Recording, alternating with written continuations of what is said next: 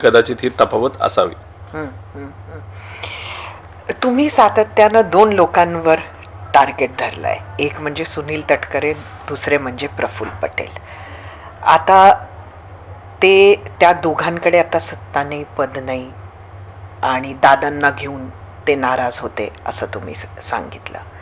त्यांचं आता पत्रातून नाव वगळलं म्हणून ते नाराज आहे. मग त्यात शरद पवारांनी आता त्यांचंच एवढं कौतुक केलं.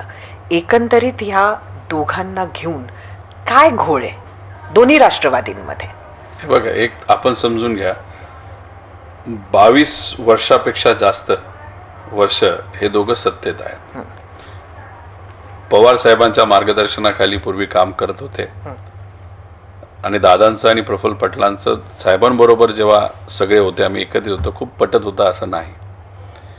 पण मग नंतर जे काय कारण असेल, प्रफुल्ल पटलांवर कारवाई झाली असावी ईडीची, त्यांचं घर ताब्यात घेण्यात आलं होतं, सुनील तटकरेंचा वेगळा विषय त्याच्यामध्ये असू शकतो आणि मग दादांना आमदारांचा विचार करावा लागला विकास निधीसाठी आणि या सगळ्या गोष्टींसाठी दादांनी वेगळा निर्णय तिथं घेतला.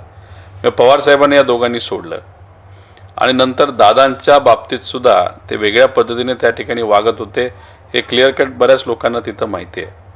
त्यांचा जो काही ऑडिओ आहे जो सुनित्रा काकींनी ऐकला आत्ता पत्र बाहेर काढायच्या आधी, तर पार्थ आणि सुनित्रा काकींना सुद्धा तो ऑडिओ माहिती, दादांबद्दल ते काय काय तिथं बोलले होते. आणि मग जी व्यक्ती पवार साहेबांची नाही झाली, जी व्यक्ती दादांची नाही झाली, दादांनी तर एवढा मोठा निर्णय पवार साहेबांना सोडायचा त्या ठिकाणी घेतला, तर ती व्यक्ती लोकांची कशी होणार, आमदारांची कशी होणार? बरेच आमदार त्यांच्याकडे बघून चला बीजेपी बरोबर ते बोलतायत या अनुषंगाने कुठेतरी त्यांच्यावर अवलंबून आहेत. मला त्यांना सांगायचंय, साहेबांचेच झाले नाही, दादांचेच झाले नाही, तर हे तुमचे कधी त्या ठिकाणी होणार?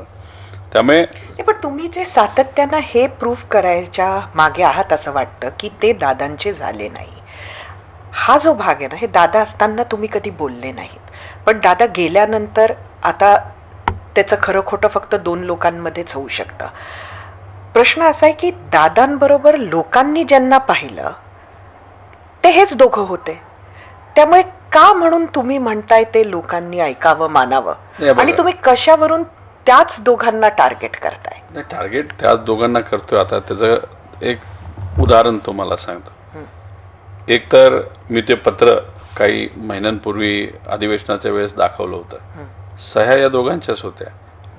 ते चार जे बाकीचे दोन अजून अतिरिक्त आहेत त्यांच्या सह्या तिथं नव्हत्या आणि सही कधी केली गेली होती, दादा गेल्यानंतर. त्यात ती बरीच स्टोरी आहे, गोयल साहेबांचं स्टेटमेंट वगैरे, ते त्या खोलात मी जाणार नाही. मग सही तुम्ही केली म्हणजे कुठं ना कुठंतरी तुम्ही पक्षाची धुरा तुमच्या हातात यावी यासाठी घाई गडबड तुम्ही तिथं करत होता, बाकीच्यांना विश्वासात न घेता. हे तिथं त्या ठिकाणी सिद्ध होतं.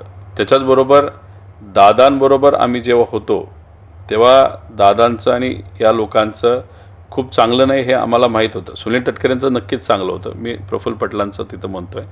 पण तिथं पवार साहेब होते आणि पवार साहेबांच्या मार्गदर्शनाखाली पार्टी चालत असल्यामुळे दादा खूप काय त्याच्यामध्ये लक्ष घालत नव्हते, नाही तर बोलत नव्हते.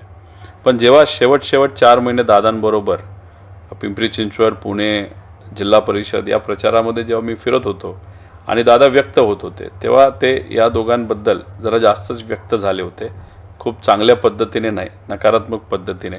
आणि ती गोष्ट मी थोडासा भावनिक असल्यामुळे ती कुठेतरी माझ्या डोक्यात तिथं बसलेली आहे आणि मी कुठं त्यांना सांगितलं नाही सही करा, सही केलेली मी फक्त लोकांना दाखवलं. आता त्याच्याचबरोबर जो ऑडिओ आहे तो मी नाही ऐकला, पण सुनित्रा काकी आणि पार्थली ऐकलेला आहे.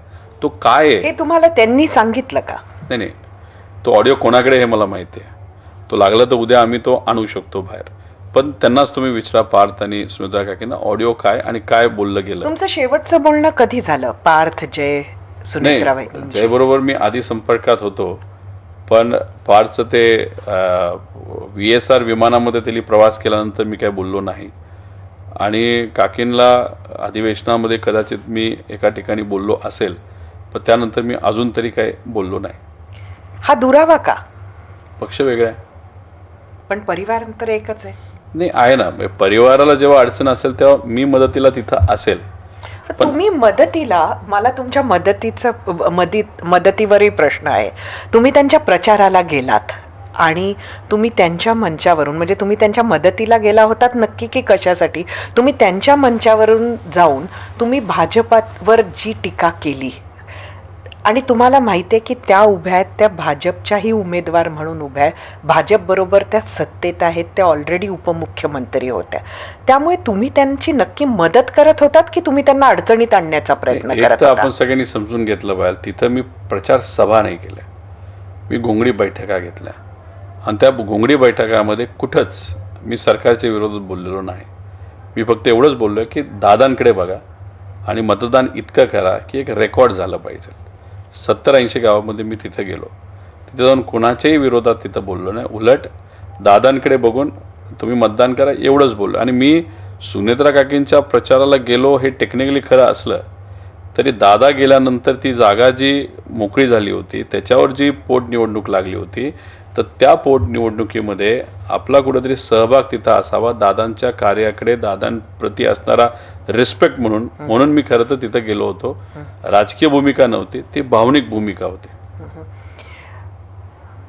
हाच प्रश्न मी अजून पुढे नेते. म्हणजे तुम्ही म्हणता की तिथं टीका केली नाही किंवा तुम्ही ह्या कारणाने गेले, मान्य करतो, पण एकंदरीत तुमच्या प्रत्येक वक्तव्याचा रोख जो आहे, सगळ्यात मोठं नुकसान जर कुठलं होणार असेल तर ते दादांच्याच राष्ट्रवादी काँग्रेसचं होणार.